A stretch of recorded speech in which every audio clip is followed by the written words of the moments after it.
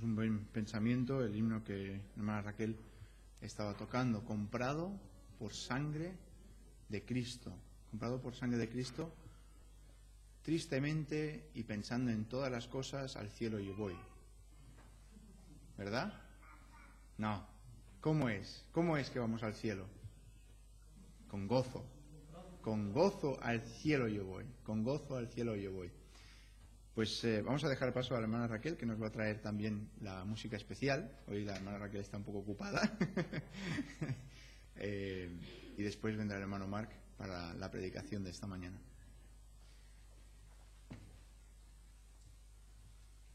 Pues me gustaría compartir un himno que cuando ayer miré la lista digo, uy, tengo que cantar mañana.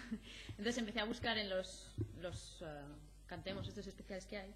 Y mirando encontré un himno que se titula Este amor bendito, y cuando lo vi se me abrieron así los ojos como platos, porque justo este fue el himno que cantamos en Perú con el coro aquel que me dejaron cantar, que éramos tantas personas y todo, ¿no? Y cuando lo vi dije, ¡oh, qué ilusión!, ¿no? Está aquí en España. Así que con la ayuda del Señor voy a cantarlo para su gloria y espero que sea de bendición.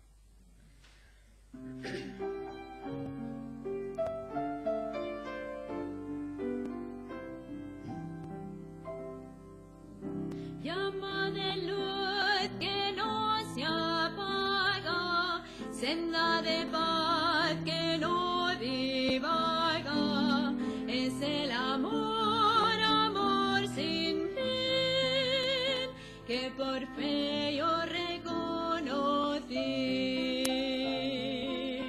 Es ese amor bendito, de Dios favor gratuito, que resolvió mis ansiedades y me llevó a la luz. Amor incomparable, precioso y admirable, lo alabaré por las edades. Amor de Dios, no sé por qué logró salvarme, no sé por qué digno se amarme, mas esto sé, su amor es real y jamás se limitará. Es ese amor bendito, de Dios favor gratuito, que resolvió mis ansiedades y me llevó a la luz. Amor incomparable, precioso y admirable, lo alabaré por las edades. Amor de Dios.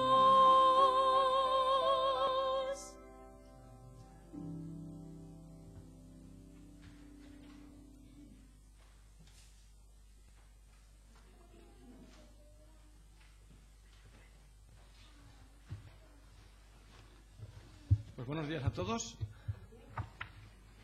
Y qué bueno es usar las cosas buenas para Dios, para la gloria de Dios. Porque algunas cosas, aunque sean buenas, se pueden usar mal, como sucede a veces, y entonces ya dejan de ser buenas. Como por ejemplo la música. La música es buena, la creó Dios, y cuando se usa bien, qué bueno es. Pero cuando se usa mal, qué malo es.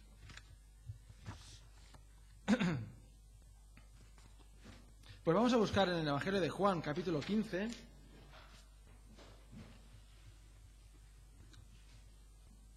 Y vamos a leer hasta el versículo 14. La primera parte de este capítulo, de Juan, capítulo 15.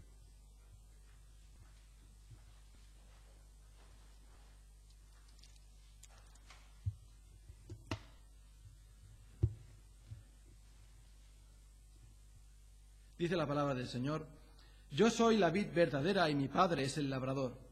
Todo pámpano que en mí no lleva fruto lo quitará, y todo aquel que lleva fruto lo limpiará, para que lleve más fruto. Ya vosotros estáis limpios por la palabra que os he hablado. Permaneced en mí y yo en vosotros. Como el pámpano no puede llevar fruto por sí mismo si no permanece en la vid, así tampoco vosotros si no permanecéis en mí.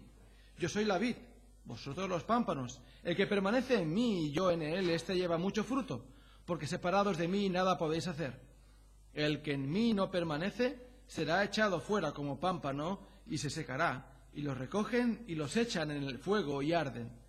Si permanecéis en mí y mis palabras permanecen en vosotros, pedid todo lo que queréis y os será hecho. En esto es glorificado mi Padre, en que llevéis mucho fruto, y seáis así mis discípulos.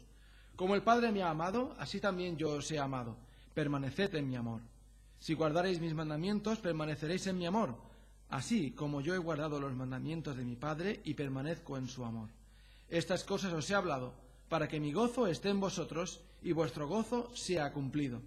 Este es mi mandamiento, que os améis unos a otros, como yo os he amado. Nadie tiene mayor amor que este, que uno ponga su vida por sus amigos. Vosotros sois mis amigos si hacéis lo que yo os mando. Padre Celestial, te damos las gracias por tu palabra. Te damos las gracias, Señor, por que tu Hijo se dio por nosotros. Y porque, Padre Celestial, podemos ahora pertenecer a tu familia. Somos hijos tuyos. Y, Señor, nada nos separará de tu amor. Pedimos que tú bendigas tu palabra en esta mañana en nuestros corazones, podamos meditar en ella y sea de edificación. Pedimos por aquellos que no pueden estar con nosotros esta mañana, para que tú también los bendigas, les fortalezcas y, Señor, les des de tu palabra también en este día. En el nombre de Jesús. Amén. Pues quisiera que meditásemos un poco brevemente esta mañana acerca de la palabra permanecer. Permanecer específicamente en el Señor. Hoy en día la palabra permanecer no se utiliza demasiado. Es más, hoy en día casi todo lo que usamos es desechable, no permanece. Cuando yo era pequeño, cuando muchos de nosotros éramos pequeños, o cuando todos éramos pequeños, nuestras madres utilizaban esas gasas para usarlos de pañales, ¿verdad? ¿Os acordáis? Algunas os acordáis de cuando lo lavabais. Lo agradable que sería eso. Pero hoy ya no se utiliza eso. Se utilizan pañales desechables. Se utilizan... Mira, menos mal dice una. Se utilizan pañales desechables. Se utilizan papeles para sonarse los mocos desechables. Kleenex desechables. Casi todo es desechable. Y ya nada es permanente o reutilizable. Incluso nos cambiamos de producto a veces antes de que el producto se agote. Por ejemplo, ahora ha salido un nuevo iPhone 5. ¿Cuántos estáis pensando cambiaros yo al iPhone 5? No. Ninguno, me alegro. Nos sobran 700 euros para hacerlo. Pero ¿cuánta gente había allí que tenía ya un iPhone bueno y estaba gastando para comprarse uno mejor antes de que se agote? ¿Cuántos nos hemos encontrado en la situación no gastarnos 700 euros en algo que no necesitamos, pero quizás sí unos zapatos? Aún no se han roto los que tenemos y ya estamos comprando los nuevos. O ropa, o no sé, alguna otra cosa. Antes de que se acabe ya estamos comprando, porque ya ha salido uno nuevo, uno mejor, un gadget de estos electrónicos mejor, un ordenador mejor o cualquier cosa de estas. Eso de la permanencia ya se acabó. Incluso este estilo va un poco más allá, porque afecta también a las relaciones. Afecta también a las relaciones entre un marido y una mujer. Hoy en día eso de permanecer casados no se lleva. Está tan aceptado el hecho de que si me canso de ti, si te cansas de mí, si no vemos que esto funciona, pues nos divorciamos, nos desechamos y cada uno por su lado. Ya sea un matrimonio, que será el resultado más crítico, más triste, o incluso una amistad entre dos personas. Se acabó. Bueno, pues tengo más gente, tengo más amigos. Y eso no permanece. como debería de permanecer. Pero Cristo nos exhorta a permanecer en Él, a quedarnos en Él, a no cambiarlo por nada. Ahora, primero debemos explicar que la humanidad está dividida en dos grupos. Los que están en Cristo, los que estamos en Cristo, y los que están fuera de Cristo. Los que están fuera de Cristo no pueden permanecer en Cristo, no pueden aplicarse este pasaje que hemos leído, que yo soy la vid verdadera y mi Padre es el labrador, y dice permaneced en mí y yo en vosotros. No pueden aplicarse este versículo. Permaneced. Antes deberán llegar a ser de Cristo, llegar a estar en Cristo. No puedes permanecer en un sitio si no estás allí, ¿verdad? Si tú no has llegado a donde tienes que llegar, no puedes permanecer en ese sitio, porque aún no has llegado. Si tienes que llegar a una parada de autobús para esperar a alguien, no puedes permanecer en ese sitio hasta que no llegas. Por lo tanto, este versículo es para creyentes, no es para inconversos. Mirad que dice aquí, permaneced en mí y yo en vosotros. Y yo en vosotros. Que Cristo permanece en nosotros. No puede permanecer Cristo en ti, no puede estar Cristo en ti si tú no estás en Cristo. Si tú no formas parte de la familia celestial. Debemos de creer en la obra de Cristo en la cruz, en lo que Cristo hizo por nosotros, que tuvo que morir por nosotros, por nuestros pecados, porque merecíamos esa muerte, porque nuestras almas estaban condenadas al infierno, y Cristo tuvo que morir para salvarnos, para redimirnos. Una vez hemos creído y confesado eso, hemos aceptado a Cristo, hemos recibido a Cristo como nuestro Salvador personal, entonces escuchamos estas palabras de Cristo que nos dice a nosotros: permaneced en mí, permaneced en mí.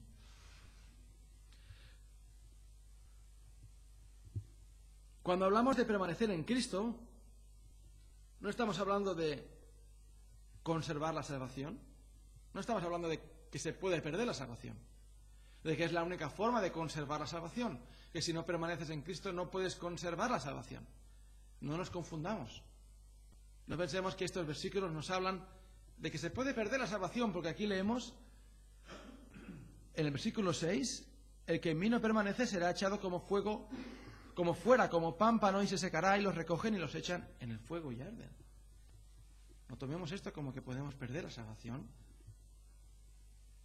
A veces es difícil en las alegorías o en las parábolas hacer coincidir cada término o cada doctrina de las Escrituras en cada personaje o en cada punto.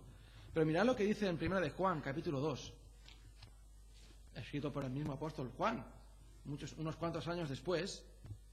Él mismo sabía lo que estaba escribiendo aquí, es inspirado por el Espíritu Santo. Y en 1 de Juan, capítulo 2, versículo 18, leemos: hijitos, ya es el último tiempo, y según vosotros oísteis que el anticristo viene, así ahora han surgido muchos anticristos, pero por esto conocemos que es el último tiempo.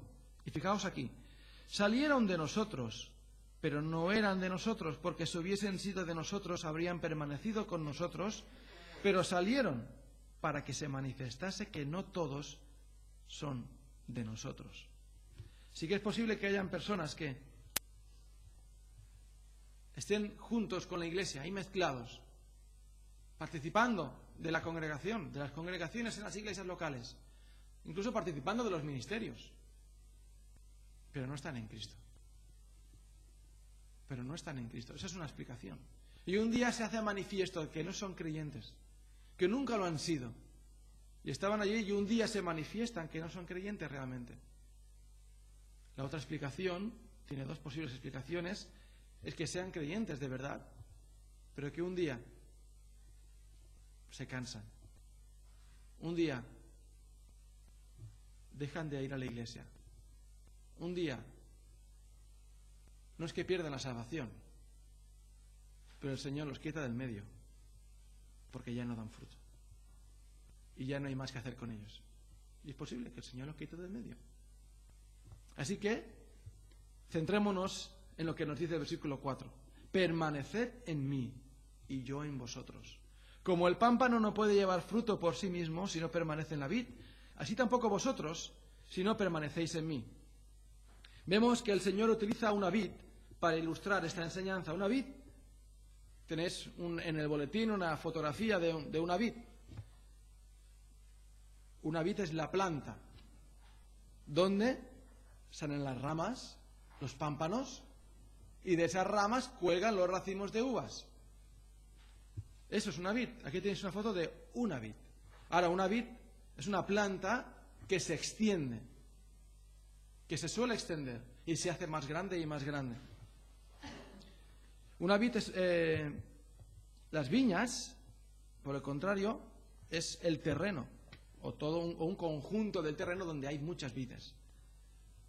La primera mención que se utiliza en la Biblia, que sale en la Biblia, es en Génesis 9:20, cuando, ¿os acordáis? Cuando Noé salió del arca y plantó una viña, unas vides, y de ahí después de un tiempo sacó el jugo.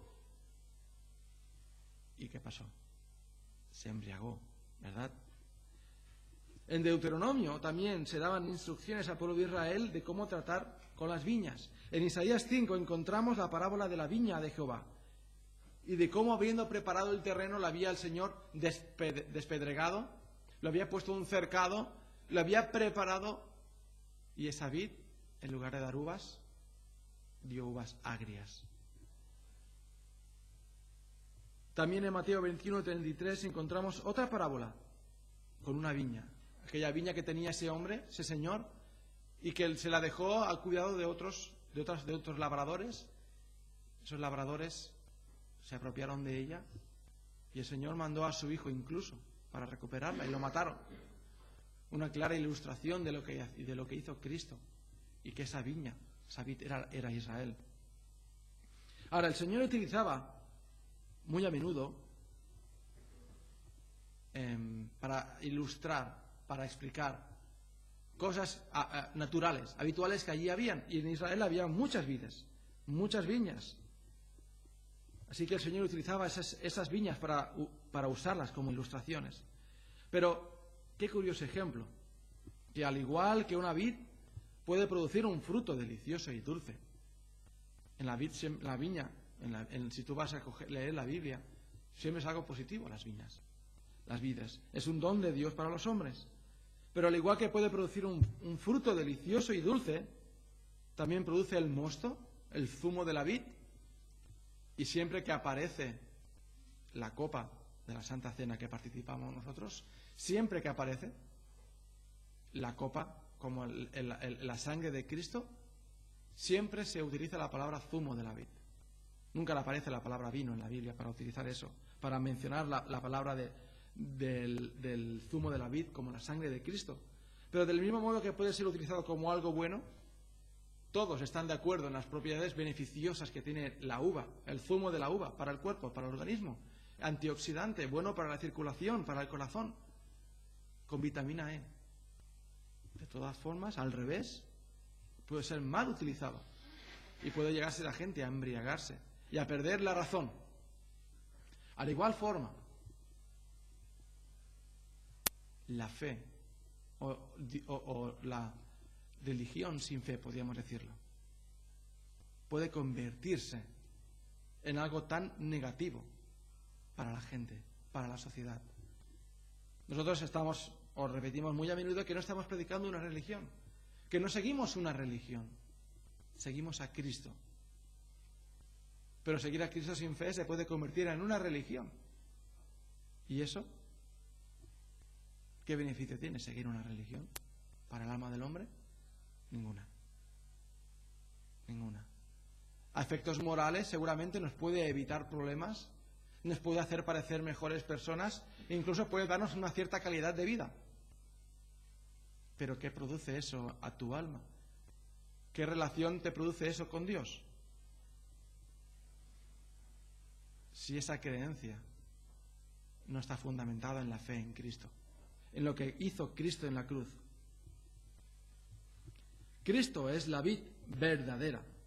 Esto significa que no hay otras vides. Todo lo que hay alrededor no son vides.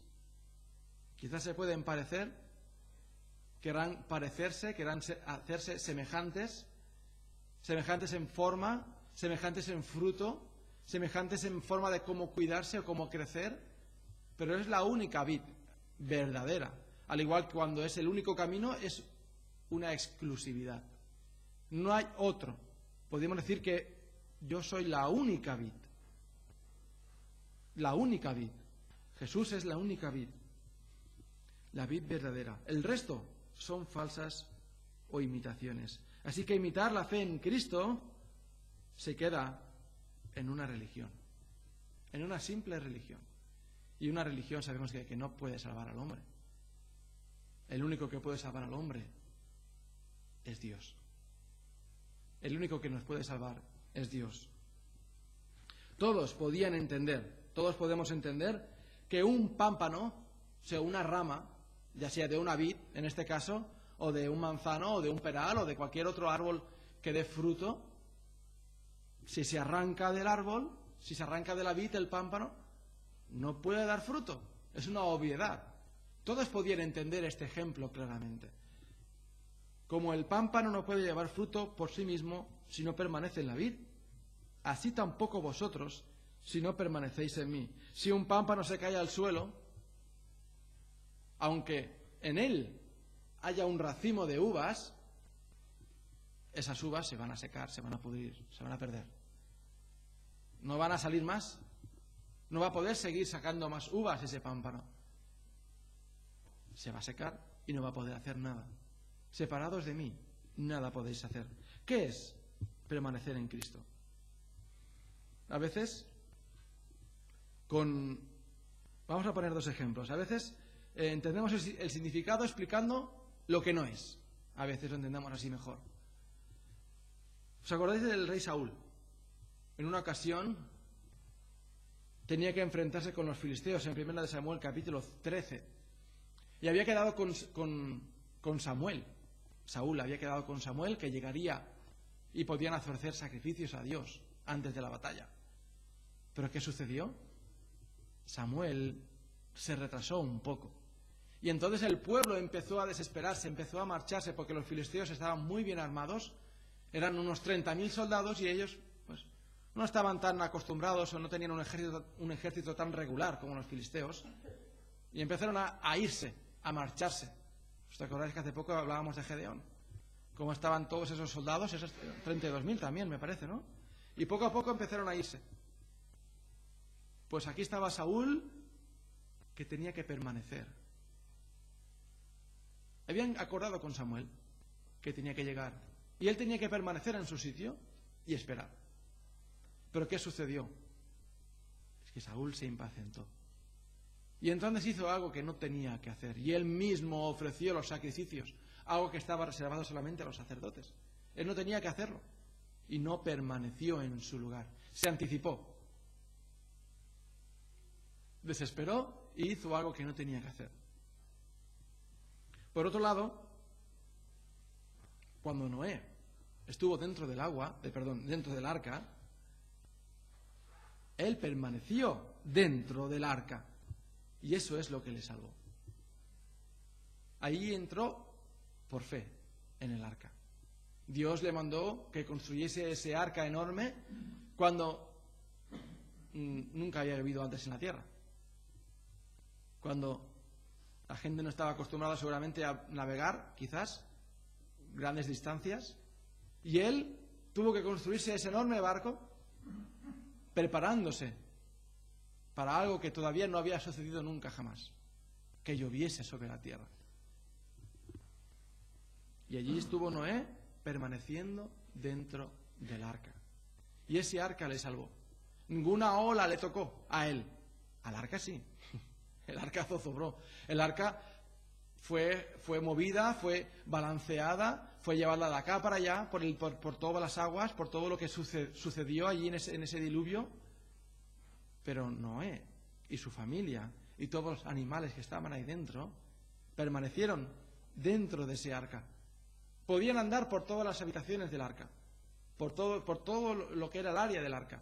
Subir, bajar los 3 pisos, podía mirar por la ventana pero no podía salir.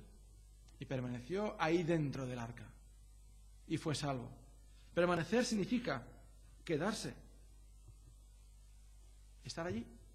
Quedarse. Estar quieto. Así también nosotros estamos en Cristo. Es aquí donde debemos de permanecer. Fuera de Cristo hay destrucción y muerte. Como fuera del arca no había más que la infinidad del mar, la infinidad del diluvio cubriendo la faz de la tierra. El resultado de permanecer en Cristo es dar fruto. El fruto es el resultado más útil de una planta. Nosotros a veces compramos plantas o tenemos plantas en casa para decorar, ¿verdad? Incluso para dar aroma. Hay plantas aromáticas, pero cuando más útil es una planta es cuando da fruto. Ya sea un fruto que tú te comas o un fruto que tú quizás hierves o lo cocinas, es cuanto más útil es una planta.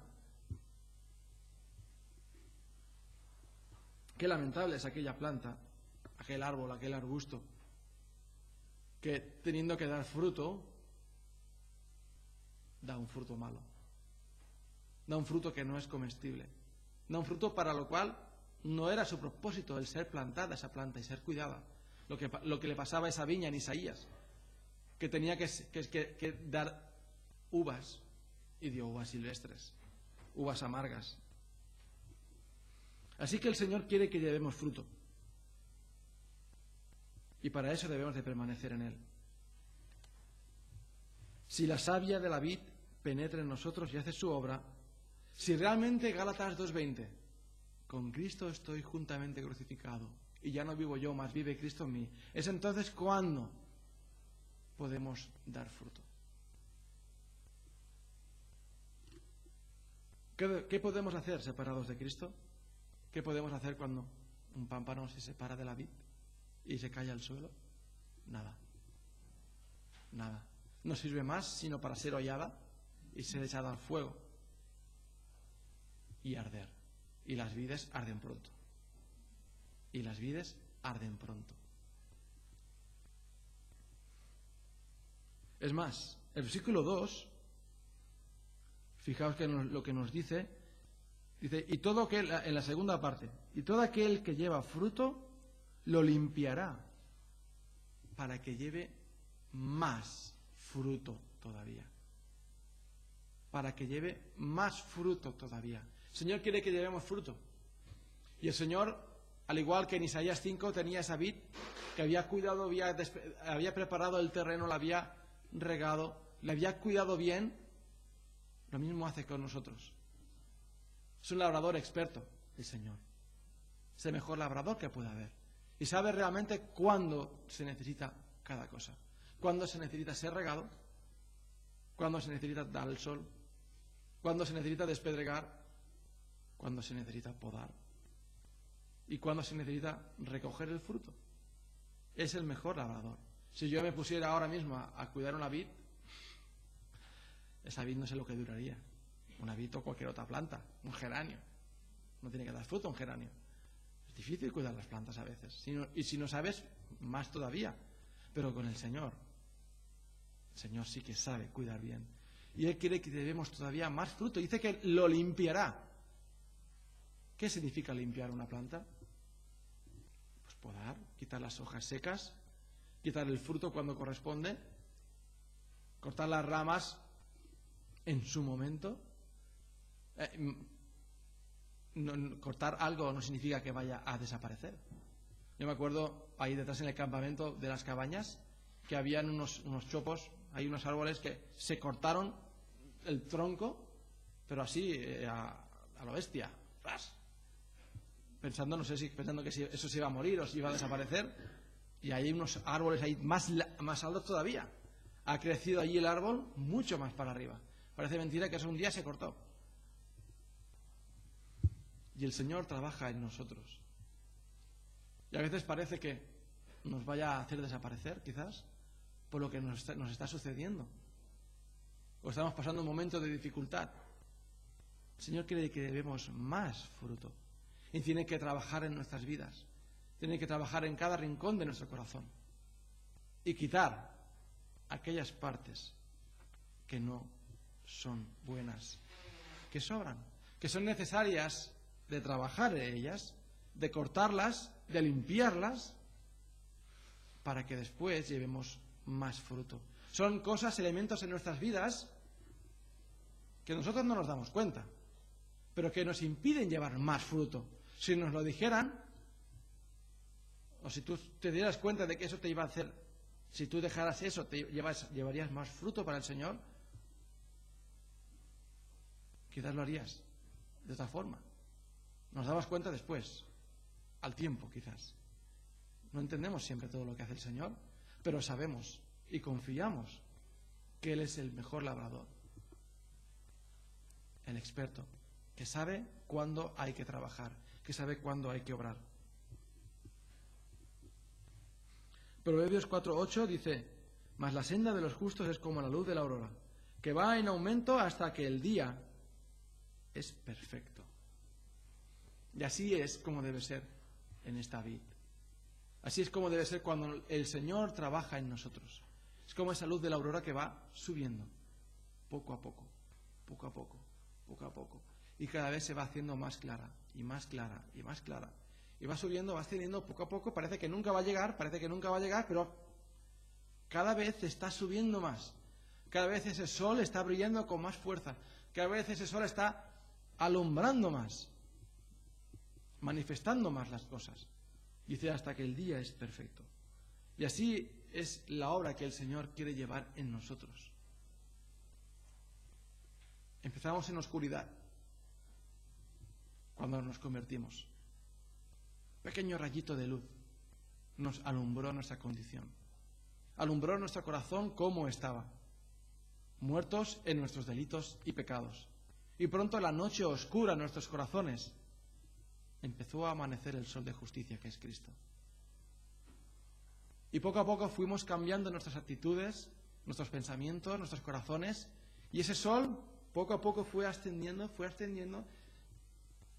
iba revelando cosas que a veces no nos gustaban, a veces no nos gustan. Pero era necesario, y es necesario que así sea. Y al final el sol brilla con todo su poder y alumbra nuestros corazones. La senda de los justos es como la luz de la aurora, que va en aumento hasta que el día es perfecto. Así que, hermanos, permanezcamos en el Señor. Permanezcamos en Él. Dejemos que esa savia llene nuestros corazones, llene nuestras vidas. ¿Qué es lo que nos empapa? ¿De qué estamos llenos? ¿De qué están llenos nuestros corazones? Piensa en eso. Si mi corazón no está lleno de la palabra de Dios, si mi corazón lo que hay más son otras cosas, juegos, o no sé, o lo que la moda, o mis distracciones, mi tiempo libre, mi ocio, mi trabajo o mi familia, hay algunas cosas buenas que pueden llenar nuestros corazones, pero la que debe llenarlo en su totalidad es el Señor. Si no estamos controlados por el Señor, no podemos permanecer en Cristo. Somos como ese pámpano que se ha caído o se está a punto de caer y se está aguantando por un poco. Necesitamos que venga el labrador y coja con sus manos diestras y nos apriete otra vez dentro y nos ate con una venda a esa viña durante un tiempo con alambres y nos sujete bien ahí hasta que otra vez la viña y nosotros estemos bien sujetos allí y volvamos a recibir toda la savia necesaria para dar esos frutos. El objetivo de dar esos frutos es que sean para la gloria del Señor. Es que sean para el Señor, para Dios. Que sean para su gloria. Pues que, hermanos, el Señor nos ayude a permanecer en Él. Y podamos ser de bendición a otros, pero sobre todo que se reconozca en nuestras vidas que hemos vivido vidas para la gloria de Dios. Padre Celestial, te damos las gracias, Padre, porque tú una vez nos redimiste y nos sacaste del lodo cenagoso. Y, Padre, nos has puesto en Cristo, en tu Hijo. Ayúdanos, Padre, a permanecer en Él, a estar sujetos a Él, Señor, a su voluntad. Que podamos dar fruto para tu gloria, Señor, y para tu honra. Señor, úsanos en tu voluntad, Padre, y podamos serte siervos útiles. En el nombre de Jesús. Amén.